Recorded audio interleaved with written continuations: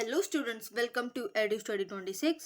और आज हम अपनी वीडियो का एक अगला पार्ट शुरू करने जा रहे हैं। जैसे कि आप लोगों को पता है कि हम मास्टर्स का MHI 08 सब्जेक्ट पढ़ रहे हैं, जिसका नाम है भारत में पारिस्थितिकी एवं पर्यावरण का इतिहास, history of ecology and environment in India. तो हम उसके 2 क्वेश्चन ऑलरेडी कर चुके हैं। आज हम उसका थर्ड क्वेश्चन करेंगे। ये क्वेश्चन भी बहुत इंपॉर्टेंट है और रिपीटेड है। ठीक है, आप लोगों को ना हार्ड वर्क तो करना ही करना है, उसके साथ साथ आपको स्मार्ट वर्क भी करना है, जिससे कि आप लोगों का टाइम जो है वो बचे, आप ज़्यादा क्वेश्चन पढ़ सकें, आपको और ज़्यादा नॉलेज मिले। क्योंकि जब भी हम लोग ज़्यादा क्वेश्चन पढ़ते हैं या हम उन क्वेश्चंस को पढ़ते हैं जो रिपीटेड होते हैं, मेन मेन टॉपिक्स को पढ़ते हैं, तो बाकी सारी चीज़ों को भी ना हम एनालाइज कर सकते हैं, उसको हम समझ सकते हैं कि हाँ, इस सब्जेक्ट के अंदर ऐसी चीज़ों को बताया गया है। ठीक है, तो हम अगर हमें कोई बाय चांस कोई आंसर नहीं भी आता है, तो भी आप लोगों ने इतना तो पढ़ा ही होगा अपने स्कूल टाइम में, कॉलेजेस में, या फिर पढ़ाई करके इतना तो आप लोगों ने पढ़ा ही होगा कि आप थोड़ा बहुत जो है वो अपना दिमाग से इस चीज़ को लिख सकते हैं। ठीक है, कोई डिफिकल्टी नहीं। सब्जेक्ट ऐसा है जिसके अंदर आप अपनी तरफ से कोई चीज़ लिखते हैं अगर। हाँ बेटा, मैं हमेशा एक बात बोलती हूँ आप लोगों को कि अपनी तरफ से लिखने का मतलब ये नहीं है कि आप शीट के अंदर गाने लिख के आ जाओगे। अपनी तरफ से लिखने का मतलब है कोई सेंसिबल बात लिख के आओ जो उस टॉपिक से रिलेटेड हो, प्लस चेकर को पढ़ते हुए भी लगे कि हाँ, बच्चे ने कुछ तो नॉलेजेबल लिखा है। ठीक है, तो अभी बिना टाइम वेस्ट किए आंसर देखते हैं, हमारा क्वेश्चन और आंसर, उसके बाद बाकी चीज डिस्कस करेंगे। देखिए, जो हमारा क्वेश्चन है वो है, कृषि के आगमन ने किस प्रकार मानव प्रकृति संबंधों को प्रभावित किया, चर्चा कीजिए। सिंपल सा क्वेश्चन है। इसके अंदर ये पूछा है कि जो कृषि का आगमन है, उसके आगमन से ना मानव और प्रकृति के बीच जो संबंध है, उसके अंदर क्या चेंजेस आए हैं, उसको क्या प्रभाव पड़ा। मान लो कि कृषि आई है तो उससे नेचर और ह्यूमन की किन किन चीजों पर इफेक्ट पड़ा है। ठीक है, देखते हैं आंसर। हमारा फर्स्ट पॉइंट है, अनाज का अधिक समय तक सुरक्षित रहना। टॉपिक से समझ में आ रहा है चीज क्लियरली कि अब क्या हो रहा है। इसके अंदर दोनों चीज जुड़ी हुई है। अनाज जो कि हमें प्रकृति प्रोवाइड करवाती है, यानी कि प्रकृति से हमें मिलता है। ठीक है, लेकिन अनाज उगाएगा कौन। अब ये तो नहीं है ना कि ढेर सारे जो गेहूं हैं या चावल हैं वो ढेर सारे एक ही जगह पे लग रहे हैं नेचुरली। ऐसा पॉसिबल नहीं है, ऐसा ह्यूमन कर सकता है जो कि वो लगा सके। ठीक है, तो फिर इसके अंदर ये चीज बताई हुई है कि ये जो ह्यूमन है ना, उसने अपनी सुविधाओं के अनुसार प्रकृति का इस्तेमाल करना शुरू कर दिया। कृषि को हम शॉर्ट वे में यही बोलेंगे कि मानव ने अपनी सुविधाओं के अनुसार प्रकृति के अंदर परिवर्तन लाना शुरू कर दिया। कृषि की शॉर्ट फॉर्म में यही समझ लीजिए। ठीक है, पढ़ते हैं। कृषि के आगमन के कारण मानव प्रकृति के मध्य संबंधों में एक महत्वपूर्ण परिवर्तन आया। आरंभिक काल में मानव का जीवन केवल प्राकृतिक रूप से उपलब्ध सामग्री पर निर्भर करता था तथा उस पर मानव का कोई नियंत्रण नहीं था। लेकिन कृषि के कारण उसकी दक्षता में काफी बढ़ोतरी हुई। अब मानव अनाज को फलों व मांस की अपेक्षा अधिक समय तक सुरक्षित रख सकता था। अनाज के इस गुण ने जहां एक और सामाजिक स्थिरीकरण को बढ़ावा दिया, वहीं दूसरी ओर जनसंख्या वृद्धि के कारण स्थानांतरण की प्रवृत्ति भी बढ़ती गई। अब मानव खाद्य सामग्रियों से अलग हटकर कला, शिल्प कला एवं तकनीकी विकास के लिए पर्याप्त समय देने लगा। बहुत ही इजी लैंग्वेज में लिखा है मैंने आपके लिए आंसर बच्चा, फिर भी मैं आप लोगों को एक्सप्लेन कर देती हूँ क्विकली। इसके अंदर ये बोला है कि कृषि के आगमन से सबसे इंपॉर्टेंट चीज ये हुई कि जो मांस और जो फल थे वो जल्दी खराब होने लगते थे, उनमें से सड़न बदबू आने लगती थी, वो खराब हो जाते थे। ठीक है, सड़ जाते थे। लेकिन जो अनाज है उसका एक गुण ये होता है कि उसको हम बहुत ही लंबे समय तक सुरक्षित रूप से रख सकते हैं। ठीक है, लेकिन अब इसके कुछ डिसएडवांटेजेस भी होंगे। जैसे कि क्या होगा कि जो जनसंख्या है, मान लीजिए मानव जो है अगर वो एक ही जगह पे स्थिर रूप से रहने लगेगा, तो ऑब्वियस सी बात है कि वो अपने लिए खाने पीने के लिए तो वस्तुओं को संभाल के रख ही पाएगा, प्लस वो अपना घर भी बसाना शुरू करेगा। उससे क्या होगा कि जनसंख्या में वृद्धि होगी। अब जहाँ एक फैमिली में खाली एक पर्सन था, वहीं 2 जने हुए, यानी कि हस्बैंड वाइफ, फिर उन लोगों से जो है वो बेबीज पैदा हुए। ठीक है, फिर उन लोगों से बेबीज पैदा हुए, तो ऐसी ही जो है वो फैमिलीज जो है वो बढ़ती गई, जनसंख्या बढ़ती गई। अब इससे क्या हुआ कि एक भूमि का टुकड़ा है जहाँ पे वो लोग कुछ भी उगाया करते थे, ठीक है।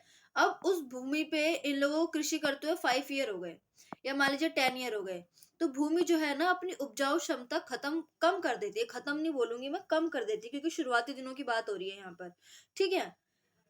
तो अभी उन लोगों को ये चीज दिखने लग गई कि भाई यहाँ पर तो अब खेती ठीक से हो नहीं रही है, तो उस जमीन को वो लोग छोड़ देंगे और वहां से स्थानांतरण होकर किसी और भूमि पर चले जाएंगे, ठीक है। तो इस प्रकार से ही जो मानव है, आदि मानव जो था या फिर जो अर्ली मैन था, जब कृषि की तकनीक जान गया था तब उसको पता लगने लग गया था कि हाँ इन चीजों से भूमि को जो है वो नुकसान होता है और इन चीजों से भूमि को फायदा होता है, ठीक है। बढ़ते हैं आगे की और। दूसरा पॉइंट है हमारा धातु निकालने की पद्धति का विकास। अब हमें जमीन में से धातु निकालने की जो टेक्नोलॉजी है, धीरे धीरे उसका जो है वो पता लगने लगा था कि हमें कैसे धातु निकालनी चाहिए, ठीक है। देखिए इसमें क्या लिखा है, वास्तव में आखेटक संग्रहकर्ता की स्थिति तक आने में मानव को काफी समय लगा। यानी कि जो मानव है ना, उसको संग्रहकर्ता, आखेटक संग्रहकर्ता की स्थिति में आने में बहुत समय लगा। नहीं तो पहले वो क्या कहता था, इंस्टेंट फल तोड़े खाया, इंस्टेंट जानवर को मारा खाया। उसको ना इकट्ठा करने की आदत नहीं थी चीजों को, क्योंकि उसके पास शेल्फ नहीं था, रहने की जगह नहीं थी। बट बाद में जब उसने गुफाओं में, केव्स में जाना शुरू किया, वहां पर अपना फल मांस इकट्ठा शुरू करना किया, फिर ऐसे ही धीरे धीरे करके कृषि करनी शुरू की, ऐसे ऐसे करके ह्यूमन जो है वो डेवलप होता गया, ठीक है। कृषि उत्पादन की क्षमता बढ़ाने के लिए तकनीक और उपकरणों का विकास भी एक लंबे समय के अंतराल में ही संभव हो सका। यानी कि अब कृषि भी बेटा एक आसानी से नहीं होती, आप हाथों से खोद के जमीन के अंदर बीज नहीं लगा सकते हो, ठीक है। चना नहीं बो रहे हो आप जो अपने गमले में बो दो, तुलसी नहीं, तुलसी माता को नहीं लगा रहे हो आप, ठीक है। आप आपको एक बहुत बड़े लेवल पर बहुत सारे बीज बोने पड़ते हैं, उनको टाइम टू टाइम सिंचाई करनी पड़ती है, फिर उनकी कटाई करनी पड़ती है, बहुत लंबी प्रोसेस होती है, ठीक है। बहुत पेशेंस चाहिए होता है इसके लिए। तो अब कृषि करने के लिए भी लोगों को अच्छी तकनीकों का पता होना चाहिए। देखिए आज भी मैं बता रही हूँ, इंडिया जो है वो एक कृषि प्रधान देश है, ठीक है, एक एग्रीकल्चर बेस्ड कंट्री है। लेकिन फिर भी हमारे पास ना अभी बहुत सारे ऐसे जो है वो यंत्र नहीं है जिससे कि हम अपनी कृषि को और अच्छा बना सके। देखिए जब मैं छोटी थी ना तो डिस्कवरी पे और हिस्ट्री टीवी 18 पे ना एक वो आता था, शो आता था, जैसे कि फूड फैक्ट्री करके, और इसी तरीके से फूड से रिलेटेड बहुत सारे जो है वो प्रोग्राम्स आते थे। तो उसके अंदर ना मुझे एक बहुत ही प्यारी मशीन लगती थी, जिसके अंदर से ना वो लोग पोटैटो और कैबेज जैसी जो वेजिटेबल्स होती हैं, फिर जो जमीन के अंदर उगने वाली होती है, रेडिश होती है, कैरेट होती है, उसके अंदर क्या होता था ना कि एक मशीन के अंदर ना ऐसे करके वो बने होते थे, कटर समझ लीजिए आप।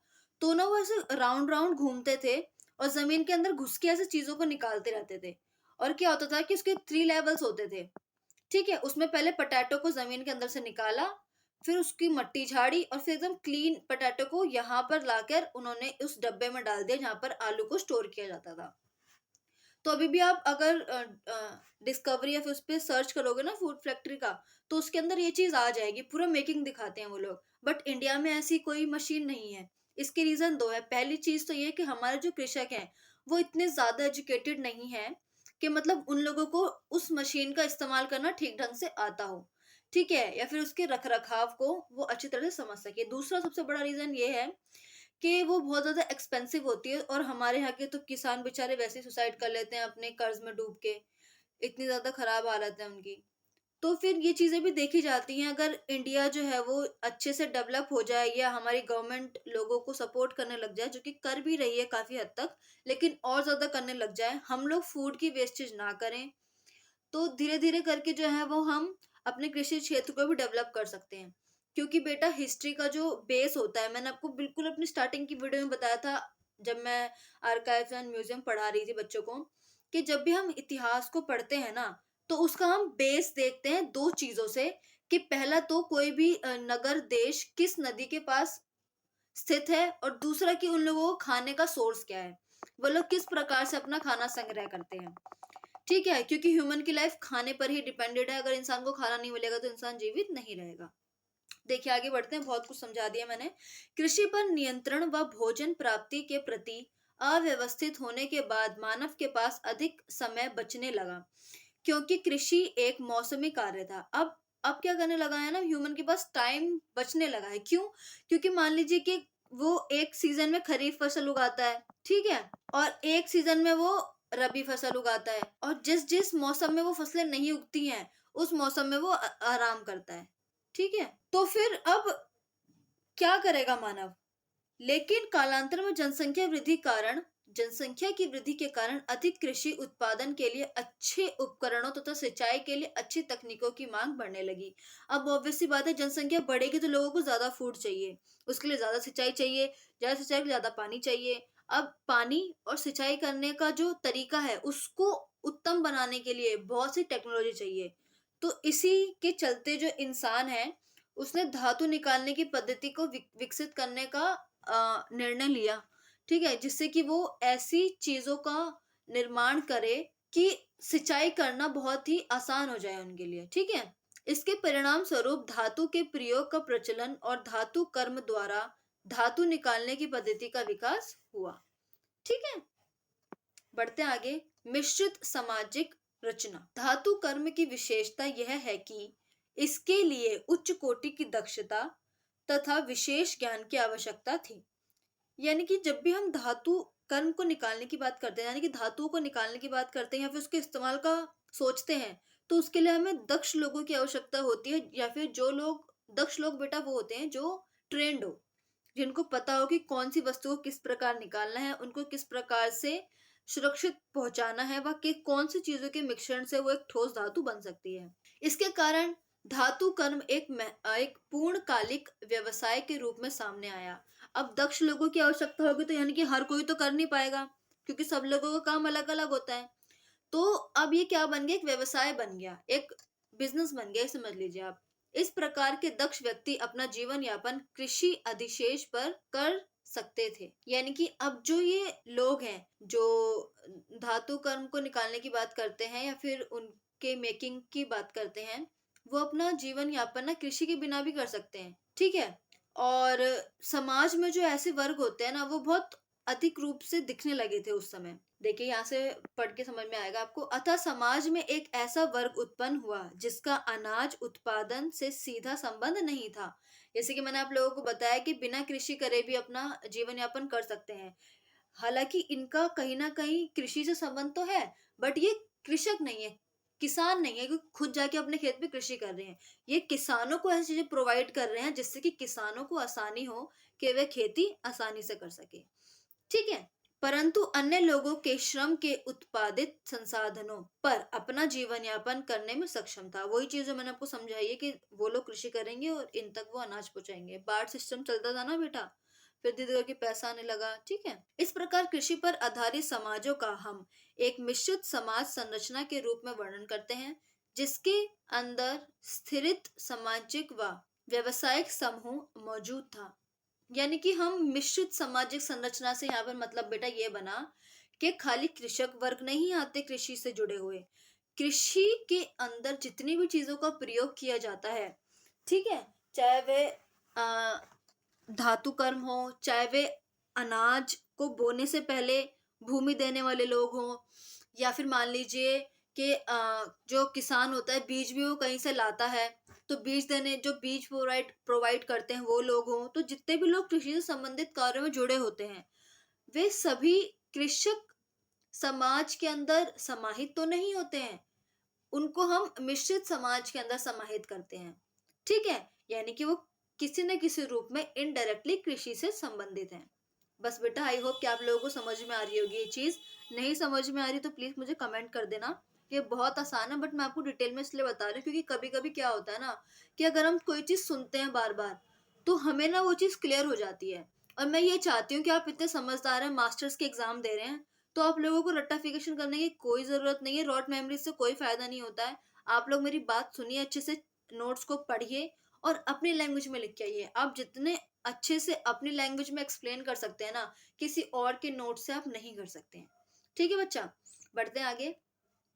प्राकृतिक संसाधनों के दोहन बहुत ही इंपॉर्टेंट, और ये चाहे हमारी जियोग्राफी हो, चाहे हमारी पॉलिटिकल साइंस हो, चाहे हमारी हिस्ट्री हो, साइंस हो, हम हर चीज में देखते हैं कि ह्यूमन ने सिर्फ और सिर्फ प्रकृति का दोहन ही किया है, ठीक है। मुझे लगता है कि हम लोगों को रुक जाना चाहिए प्रकृति का दोहन करने से। देखिए इसे पढ़ते हैं। इसके अलावा हम देखते हैं कि समाज की बढ़ती आवश्यकताओं की पूर्ति के लिए मानव द्वारा प्राकृतिक संसाधनों के दोहन की एक ऐसी श्रृंखला आरंभ हो गई जिसके परिणाम स्वरूप सामाजिक, राजनीतिक, आर्थिक दृष्टि से श्रेणीबद्ध समागम का उदय हुआ या फिर उदय हुआ। उदय उदय एक ही चीज है बेटा। उदय का मतलब होता है राइज हुआ। ठीक है। इसी प्रक्रिया में मानव का प्रकृति के साथ सामंजस्य टूटा और उसके साथ बढ़ती दूरियां स्पष्ट रूप से दिखाई देने लगी। अब क्या होने लगा बेटा कि जनसंख्या बढ़ी, अब लोग जो है वो विकसित होने लगे, उन लोगों को नई नई चीजों का पता लगने लगा। तो अब लोग जो है ना, जो ह्यूमंस है, वो क्या कर रहे हैं ना, प्रकृति को सीरियसली नहीं ले रहे हैं, उसके ऊपर ध्यान नहीं दे रहे हैं। अब उन लोगों को क्या लग रहा है कि खाली हमारा समाज, हमारी सोसाइटी, हमारी पॉलिटिक्स और हमारी इकोनॉमी ही हमारे लिए इम्पोर्टेंट है, हमारा नेचर हमारे लिए इम्पोर्टेंट नहीं है। जिसकी वजह से जैसे जैसे ह्यूमन जो है वो प्रकृति को निग्लेक्ट करने लगा, वैसे वैसे जो है वो प्रकृति का दोहन होना शुरू हुआ, यानी कि प्रकृति का ह्रास होना शुरू हुआ। अंधाधुंध पेड़ों की कटाई के कारण या फिर बार बार एक ही प्रकार की भूमि पर कृषि करते करते या फिर कुछ ऐसी फसलों को भूमि पर उगाना जिससे कि भूमि की उपजाऊ संख्या बिल्कुल ही खत्म हो जाती है, से हमने प्रकृति को बहुत ज्यादा नुकसान पहुंचाया है। ठीक है। अब अगर मानव और प्रकृति के बीच में सामंजस्य टूटता है तो प्रकृति जो है वो मानव के ऊपर हावी हो जाती है और बहुत सारी आपदाओं का कारण बनती है। ठीक है बच्चा। बढ़ते हैं आगे। बिगड़ते अंतर संबंधों, यानी कि अब बिगड़ते अंतर संबंध है प्रकृति और मानव के, उससे जो प्रभाव है उनके बारे में देखते हैं हम। इस प्रकार मानव प्रकृति के बिगड़ते अंतर संबंधों का परिणाम तत्कालीन मानव स्थलों एवं सभ्यताओं को भुगतना पड़ा। उदाहरण के लिए बोलन की सहायक नदियों के प्रवाह में हुई कटाव तथा बाद में उसकी गतिविधियों का कारण संभवतः उस क्षेत्र के प्राकृतिक अस्थिरता है। लगभग यही कारण सिंधु घाटी सभ्यता के नगरीय पतन का भी है या फिर नगरीय पतन से संबंधित है। अब देखो, मानव और प्रकृति के बीच जो संबंध टूटा, सामंजस्य टूटा, तो उससे क्या हुआ ना कि प्रकृति ने अपना दयनीय रूप दिखाना शुरू कर दिया। अब जैसे कि जो बोलन की सहायक नदियां थी वो सभी जो है वो उनका पानी का ह्रास होने लगा, यानी कि वो सब बटने लगी, प्लस वो उनका पानी कम होने लगा। अब सिंधु घाटी सभ्यता के अंदर हम कितनी सारी चीजें पढ़ते हैं, जैसे कि हम ड्रॉट, सूखे के बारे में पढ़ते हैं, बाढ़ के बारे में पढ़ते हैं। ठीक है। और भी अन्य कारण थे उसके जो कि प्राकृतिक आपदाओं से ही संबंधित हैं। तो ये सब चीजें क्यों हुई? मानव के अति दोहन के कारण तो हुई ना, कि प्रकृति के ऊपर मानव का अति दोहन होने लगा था, जो कि मानव को नहीं करना चाहिए था। ठीक है बच्चा। निष्कर्ष देखते हैं। कहा जा सकता है कि कृषि के आगमन तथा इसके द्वारा उत्पन्न अधिशेष ने मानव प्रकृति एवं समाज को बहुआयामी स्वरूप प्रदान किया। अब तक तालमेल ठीक रहा, प्रकृति ने मित्रवत व्यवहार किया, लेकिन जैसे ही सामंजस्य टूटा, इसका परिणाम तत्कालीन मानव समाज व सभ्यताओं को भुगतना पड़ा। अब देखिए, जब तक मानव जो है वो प्रकृति के साथ अच्छे से बिहेव कर रहा था, प्रकृति भी उसके साथ अच्छे से बिहेव कर रही थी, परंतु जैसे ही सामंजस्य टूटा, मानव ने अति दोहन करना शुरू किया, वैसे ही प्रकृति ने भी अपना दयनीय रूप दिखाना शुरू कर दिया। ठीक है। और मैं हम आप लोगों को हमेशा अपनी वीडियोस के थ्रू ये बताती हूँ कि प्रकृति से कोई नहीं जीत सकता है। हम लोगों को अधिक से अधिक पेड़ लगाने चाहिए, कम से कम वाहनों का इस्तेमाल करना चाहिए, पब्लिक ट्रांसपोर्ट्स का यूज करना चाहिए, और हमारी प्रकृति को जो है वो सेफ रखना चाहिए। ठीक है। तो फिर बच्चा, आई होप कि आप लोगों को ये वीडियो पसंद आ गई होगी। अगर आप लोग यहाँ तक पहुंच ही गए हैं तो आप लोगों को पता ही होगा कि आप मुझे कोई भी डाउट के लिए मेल कर सकते हैं या फिर मुझे कमेंट कर सकते हैं। ठीक है।